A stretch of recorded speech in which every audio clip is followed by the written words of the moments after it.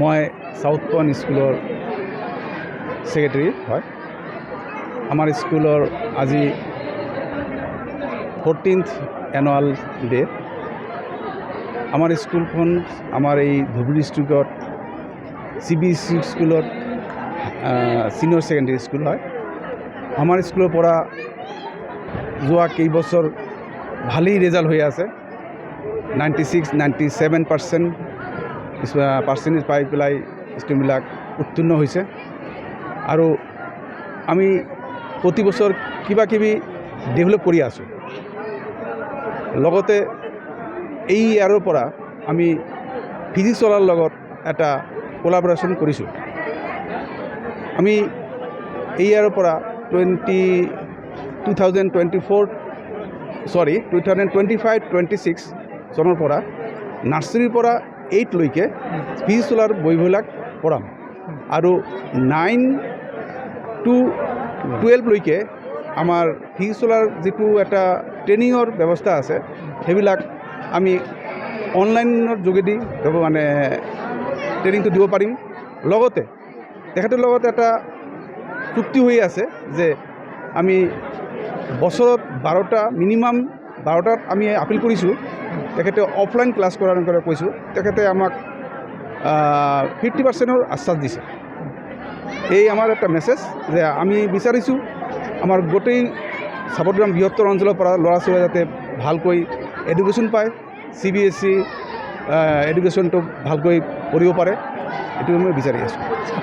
অনাগত দিনত এই বিদ্যালয়খনৰ ফলাফল কেনেকুৱা হ'ব বুলি আশা কৰে আপুনি? আমাৰ স্কুলৰ বিদ্যালয়ৰ ৰেজাল্ট ভালেই হৈ আছে। তথাপি আৰু বিচাৰোঁ যাতে আমি অল ইণ্ডিয়াৰ ৰেংকিঙত টপাৰ হ'ব পাৰোঁ, সেই আশাৰে আমি প্ৰচেষ্টা চলাই আছোঁ। মোৰ নাম বলদেৱ ৰায়, চাপৰগ্ৰাম সাউথ পইণ্ট ইংলিছ স্কুলৰ মেনেজিং কমিটিৰ মই সভাপতি।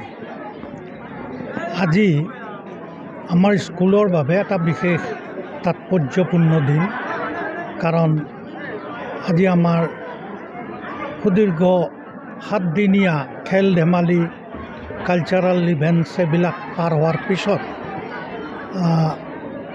প্ৰাইজ ডিষ্ট্ৰিবিউশ্যন ডে বা এনুৱেল ডে বুলি যাক কোৱা হয়, এই দিনটোত আমি গাৰ্জিয়ানসকলকো আমন্ত্ৰণ জনাইছোঁ, ছাত্ৰ ছাত্ৰীসকলেও আহিছে আৰু বিশেষকৈ আমি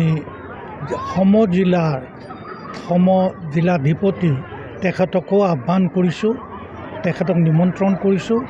তেখেত অহাৰ কথাও আছে আমাৰ ইয়াতে মুখ্য অতিথি হিচাপে। আৰু এই দিনটোতেই আচলতে আমি তেওঁলোকৰ লগতে সকলো গাৰ্জিয়ানসকলকো আমি সম্ভাষণ আৰু তেওঁলোকক কংগ্ৰেচুলেশ্যন বা অভিনন্দন জনাওঁ। আৰু এই অঞ্চলবাসীক আপুনি এই প্ৰগ্ৰামৰ জৰিয়তে কি মেছেজ দিব? অঞ্চলৰ কি মেছেজ দিব? চাপৰগ্ৰামবাসীক আপুনি এই প্ৰগ্ৰামৰ জৰিয়তে কি মেছেজ দিব? আমি এই প্ৰগ্ৰামৰ জৰিয়তে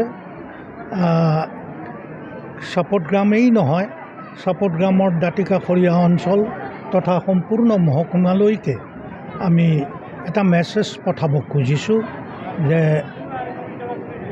CBSE স্কুলত যিসকল ছাত্ৰ ছাত্ৰী পঢ়ে তেওঁলোকৰ শিক্ষাগত বা গুণগত যিটো মানদণ্ড, সেই মানদণ্ডটো সদায় উন্নত হয়। আৰু লগতে আৰু এটা কথা আমি মেছেজ হিচাপে জনাব খুজিছোঁ যে আমাৰ স্কুলসমূহত বিশেষকৈ CBSE স্কুলত চাপৰগ্ৰামত যিটো আমি ডিচিপ্লিন বা কাৰিকুলাৰ এক্টিভিটিছবিলাক কাৰিকুলাৰ এক্টিভিটিছবিলাক পৰিচালনা কৰোঁ, সেই সকলোবিলাক ছাত্ৰ ছাত্ৰীৰ